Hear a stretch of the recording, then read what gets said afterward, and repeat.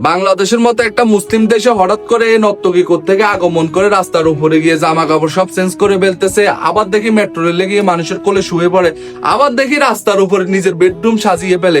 এতে কারো কোনো মাথা ব্যথা নেই, কিন্তু হোমমন্ত্রীদের আমরা কিছু করলে হলুদ সাংবাদিক আমাদের পিছে আটার মতো লেগে যায়, আর তারে হেরা বাহবা দেয়।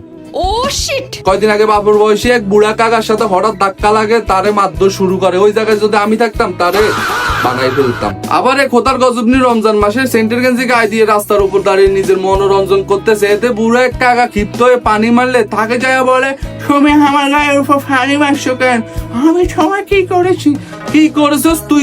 কাকা রোজা হালকা করছিস তুই, এটা বুঝতেছিস না? বাংলাদেশের মানুষ এখনো তোর কিছু বলে নাই, কারণ তুমি বাহিরের মেয়ে আমার চাদা চামড়ার মানুষ, তারা একটু বিনোদন মজা নিতেছিল।